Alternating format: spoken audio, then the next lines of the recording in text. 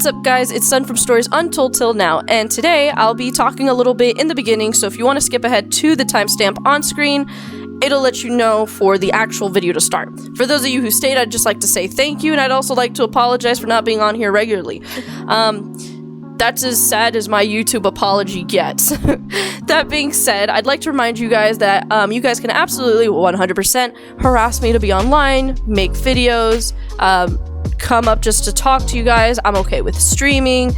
Honestly, my audience is part of my happiness because I really like that there's 183 of you guys who like to see what I do, and that means the absolute world to me.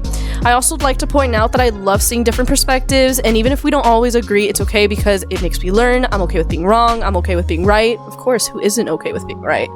But I think, honestly, that's something that people forget, that if you're wrong, you can go be like, okay, I'm wrong, let's move forward. Why am I wrong? This and that. You know what I mean? I also like to point out that all of my research is literally in the description. So before you guys try to attack me, like some people have, it's in the description. Use your eyes first. If I am wrong, tell me which source, tell me the page. Like, actually do your homework if you're going to fact check me. I'm okay with being wrong, but let's get to the source so that I can fix it, because either I'll fix the video or I'll just put a little caption on there saying, hey guys, da-da-da. You know what I mean? That's really why I bring this up. And other than that, though, I just want to say thank you. 183 subscribers, that's pretty amazing for me, and I'm loving every second of it. I can't wait to show you guys what else I have in store. I do have another When the Darkness Comes part 2 coming up, also a part 3 soon to be up as well, and I have other horror stuff floating amiss. Alright, enough about me, let's get right into the video. Alright, we finally have the news for the movie The Prey Predator. Okay, it's always weird when I say it because there's not a right way to say it, but anyway, the Prey Predator trailer has finally been released as of yesterday. It lasts up to 45 seconds to 55 seconds, it really depends what version you get, it's not all that different. The trailer didn't give me much to speculate off of. However, I will be dissecting it as much as I can.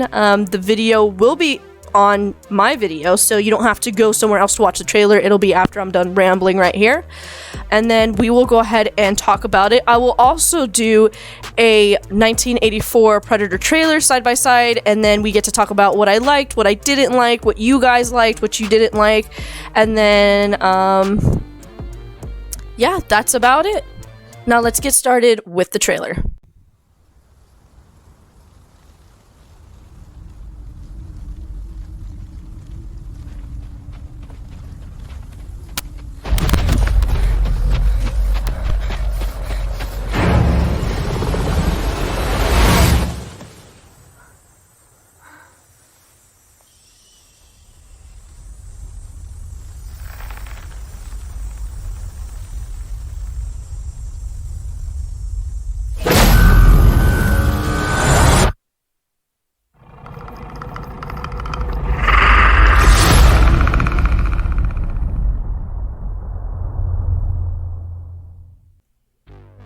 Alright, following the video, as we saw, honestly, I didn't think there was much to see in general. I think that they did this as a strategic play so that it would keep us guessing, keep us wanting more.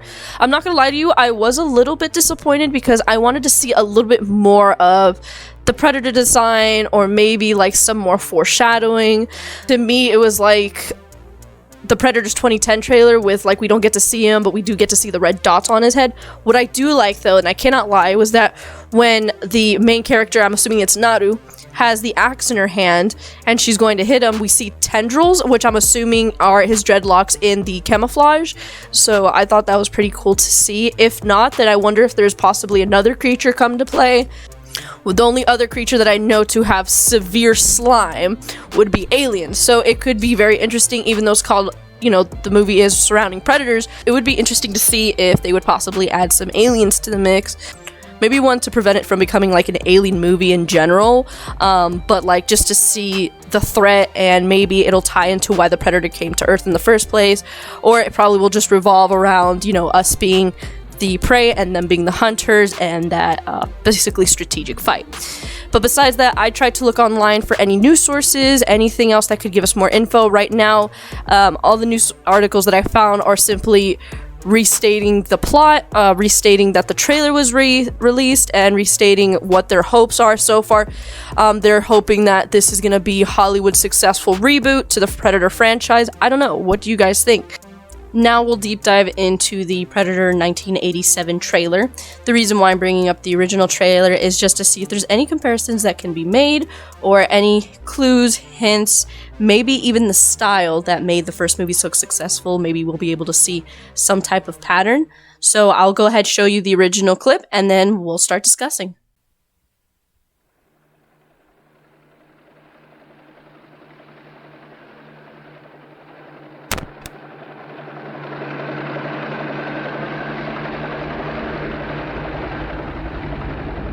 Nothing like it has ever been on Earth before. We cannot see it, but it sees the heat of our bodies and the heat of our fear. It kills for pleasure. It hunts for sport. But this time, it's picked the wrong man to hunt. He is the ultimate warrior. If he is to destroy it, he must become more than a man, more than an animal. He must become the very spirit of the Predator. Arnold Schwarzenegger in Predator. Soon the hunt will begin. Alright, now that we've seen that fantastical trailer 1, there are key elements that we absolutely can compare. Just like the Prey trailer and this one, we don't see exactly what's coming after us. It's implied. It's something to keep you on your toes. The main difference is obviously is that it's a Comanche nation. They're not, and then in the Predator trailer, it's against another group of mercenaries. There's more to it in that plot of trying to survive. And then I think that's really where we can draw the line. You know what I mean? All I know for a fact is that the main themes is we don't know what it looks like. We don't know where it is. And I guess we have to go into this with fresh minds, where we erase all the Predator movies that we know before, that we've seen, and then we have to kind of take it in as something that's never been experienced before. I think that's what they're trying to go, but I feel like it's harder for original fans like myself who know what the Predator is, what they look like, you know, how they function, their storyline. So it's gonna be hard to scrub old biases, I guess you would say, and then to focus on something completely new. Another thing I want to mention in this video is that Sean Michael Perry, someone who actually worked on this film, commented on my YouTube channel on another video that I did that says, "I worked on this film, stay tuned, it's worth the wait. Hint, hottest day of summer." Now, of course, we have the release date now. I'm pretty sure that's what he meant.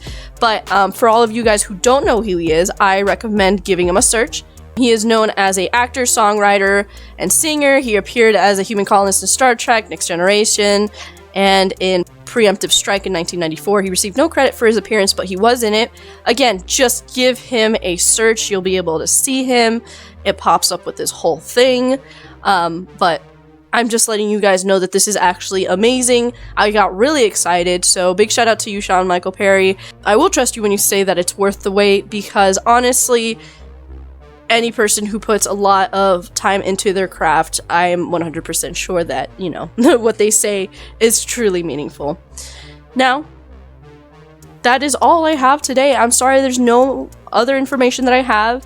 Like I said, everything was just a repeat of old information. We finally got the trailer. These are my thoughts, and that's that. Okay, friends, stay sunny.